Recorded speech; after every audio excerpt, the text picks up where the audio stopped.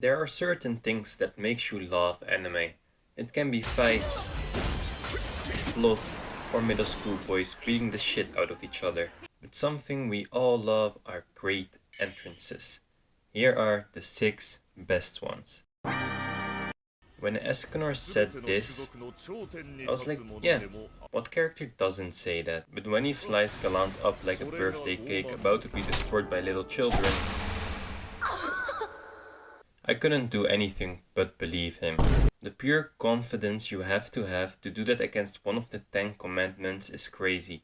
But in front of 2, while you're alone, is off the charts. It reminds me of when Mereoleona from Black Clover went up against the 5 elves who are crazy strong and said, 5 against 1, that isn't fair. Next time, bring more. The moment the sword hit the ground, I was hyped. One of the coldest entrances in anime. Like, who does that with their sword? Right in front of your biggest enemy. You're not that guy, pal. Trust me. You're not that guy. Okay. Okay? Are you? Absolutely. Luckily, the fight itself was crazy as well.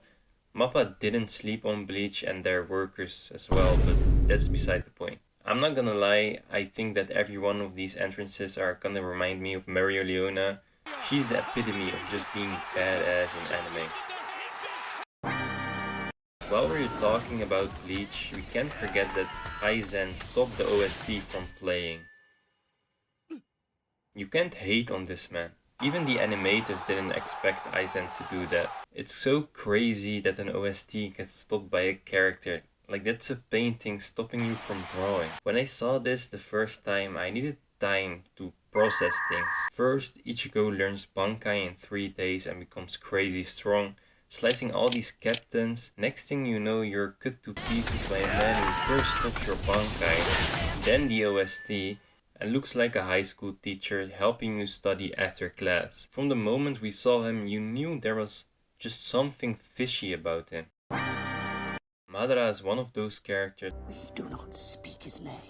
that got hyped hundreds of episodes before he actually appeared in the show, and with many characters like that, they get hyped so much that they are underwhelming when they actually show up. But when Madara came and stood before the endless troops of the Shinobi Alliance after being dead for a long time, people started praying just by the sight of him. When Madara came on screen, he didn't even need to do anything for me to realize he was going to meet the hype and expectations that was put upon him. He went on to completely crush the Shinobi Alliance. To warm up after being dead for so long, he decided that it was a good idea to bring one of his balls down to earth, just to test old Grandpa Anoki, and after that, he brought his second ball down to earth. I want to say, man, the first time was so nice, I had to do it twice. Just to flex and show them the absolute Chad that he is.